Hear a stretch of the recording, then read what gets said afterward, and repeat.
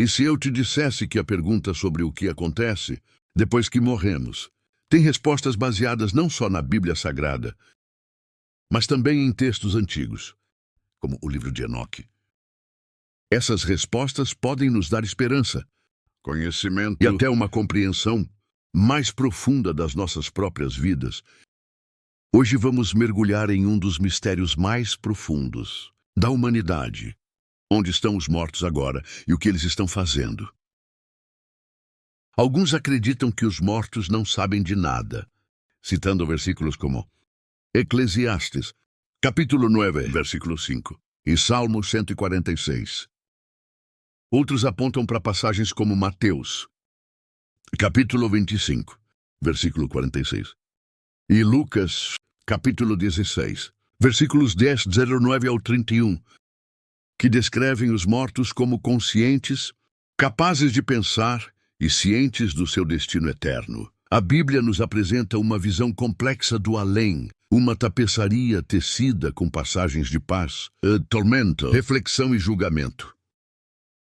Mas essa jornada é mais do que apenas saber onde estão os mortos.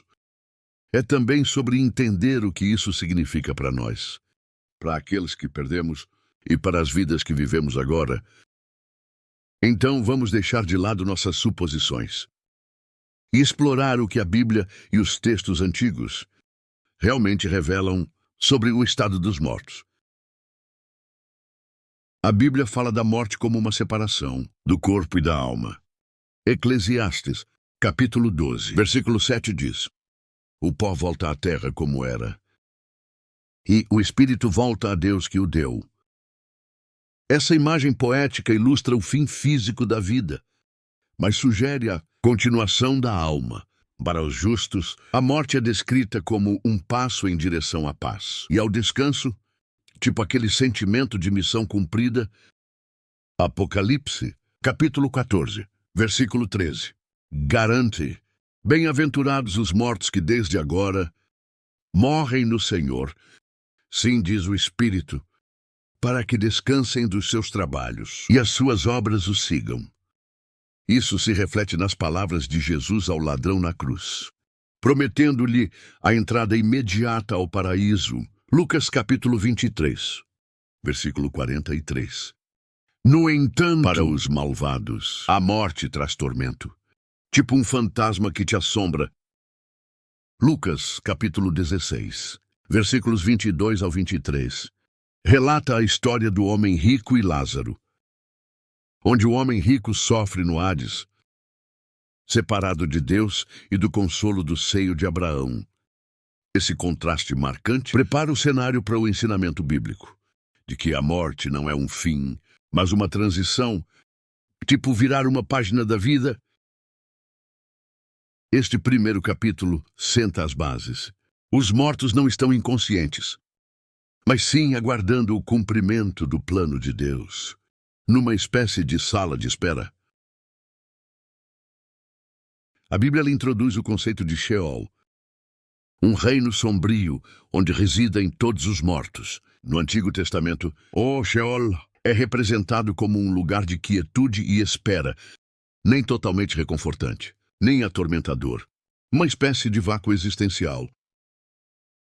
Eclesiastes, capítulo 9, versículo 10 diz: Tudo o que te vier à mão para fazer, faz-o com as tuas forças, porque na sepultura, para onde tu vais, não há obra, nem trabalho, nem ciência, nem sabedoria. É como aquele ditado popular: aqui se faz, aqui se paga. No Novo Testamento, essa compreensão evolui. Jesus introduz a ideia do paraíso e do Hades como reinos distintos, tipo um céu e um inferno. Sabe, o paraíso, também conhecido como o seio de Abraão, é um lugar de paz para os justos. Uma terra prometida. Lucas, capítulo 16, versículo 22, descreve Lázaro sendo levado pelos anjos para o lado de Abraão. Em contraste, o homem rico se encontra no Hades, um lugar de tormento, separado por um grande abismo, tipo um vale dos pecadores, que ninguém pode cruzar. O livro de Enoque amplia isso, detalhando o terceiro céu, onde o paraíso e um lugar de tormento coexistem em proximidade. Aqui Enoque descreve os justos desfrutando dos frutos da árvore da vida, enquanto os malvados sofrem na escuridão e no fogo, como se estivessem em um inferno na terra. Essa vívida imagem sublinha a separação entre o bem e o mal, mesmo na morte, tipo a justiça sendo feita na lei do retorno. Este capítulo revela uma profunda verdade. Nossas vidas terrenas determinam o nosso lugar de descanso eterno, mostrando que o que se leva dessa vida é o que se vive. Os mortos têm consciência do que acontece ao seu redor. A Bíblia fornece evidências convincentes de que sim. Mateus capítulo 25, versículo 46. Fala da consciência eterna, seja no céu ou no inferno. A história do homem rico e Lázaro ilustra ainda mais isso, mostrando que o homem rico podia ver, lembrar e até sentir emoções como arrependimento e desespero. Os ensinamentos de Jesus revelam que a alma permanece ativa e consciente após a morte. Em Lucas, capítulo 16, versículos 19 a 31, o homem rico implora a Abraão que envie Lázaro para avisar sua família, demonstrando que os mortos podem se lembrar de suas vidas terrenas e sentir preocupação por aqueles que ainda vivem. O livro de Enoque corrobora esse ponto de vista, descrevendo os justos desfrutando da presença de Deus, enquanto os ímpios sofrem tormento. Essa dualidade destaca a natureza eterna da alma e a importância de viver uma vida alinhada com a vontade de Deus. Compreender a consciência da alma após a morte nos desafia a refletir sobre nossas próprias vidas. Estamos vivendo de uma maneira que nos prepara para a eternidade. As decisões que tomamos hoje ecoam para sempre, moldando nossa experiência eterna. A Bíblia enfatiza que, enquanto os justos e os ímpios aguardam seus destinos eternos, um julgamento final determinará o destino definitivo de cada alma. Apocalipse, capítulo 20, versículos 12 e 13 diz: E saiu os mortos, grandes e pequenos, que estavam diante do trono, e abriram-se os livros. Outro livro foi aberto, o livro da vida. Os mortos foram julgados segundo as suas obras, conforme o que estava escrito nos livros. Essa passagem revela uma verdade poderosa.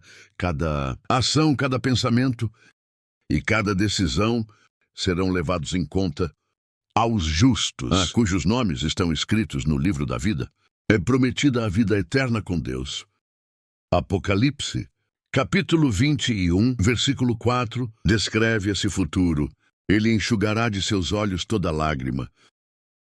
Não haverá mais morte, nem pranto, nem clamor, nem dor, porque já as primeiras coisas são passadas. Em contraste, os ímpios enfrentam a separação eterna de Deus.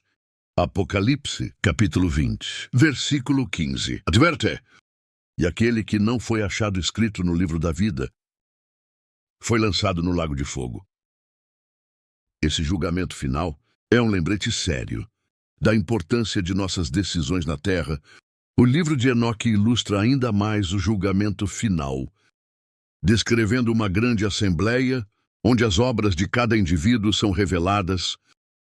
Os justos herdam a alegria eterna, enquanto os ímpios enfrentam o peso total de sua rebelião contra Deus. Este capítulo nos desafia a viver intencionalmente, reconhecendo que nossas vidas têm um significado eterno. Após o julgamento final, a Bíblia pinta um quadro impressionante da eternidade com Deus. Apocalipse, capítulo 21, versículos 1 ao 3, declara: Então vi um novo céu e uma nova terra. Pois o primeiro céu e a primeira terra haviam passado. Eis que o tabernáculo de Deus está com os homens, pois com eles viverá, Esta nova criação é um lugar de beleza e paz inimagináveis. A dor e o sofrimento do velho mundo se foram substituídos pela glória da presença de Deus. Isaías capítulo 65, versículo 17. Ecoa esta visão, pois eis que crio novos céus e nova terra, e das coisas antigas jamais haverá lembrança, nem mais se hão de recordar. Os justos experimentarão uma comunhão perfeita com Deus, adorando-o em um lugar livre de pecado e dor. O livro de Enoque descreve isso como onde floresce a árvore da vida, cujo fruto simboliza a vida eterna e a alegria.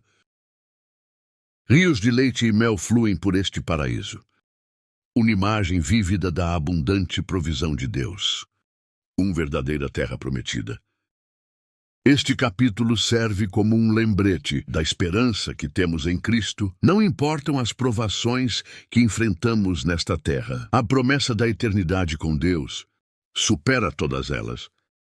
Estamos vivendo com a eternidade em mente, ou estamos distraídos pelas lutas temporais deste mundo? Ao explorarmos os mistérios da vida após a morte, a Bíblia e textos antigos, como o livro de Enoque, revelam uma verdade constante: nossas vidas terrenas são apenas o começo. A morte não é um fim, mas uma transição que leva à paz eterna ou à separação. Dependendo das decisões que tomamos agora, os justos encontram descanso na presença de Deus, aguardando o novo céu e a nova terra, onde morarão com Ele para sempre. Os ímpios, entretanto, enfrentam tormento e separação, aguardando o juízo final, onde suas obras serão reveladas. Essa compreensão deveria nos inspirar a viver com propósito. Estamos buscando a vontade de Deus, mostrando amor ao próximo e vivendo em obediência à sua palavra. As decisões que tomamos hoje ecoam na eternidade, moldando nosso destino final. Agora permitam-me perguntar: vocês estão preparados para o que há além desta vida? Tirem um momento para refletir sobre seu relacionamento com Deus. Se esta mensagem os tocou, que ela os inspire a viver com propósito e fé.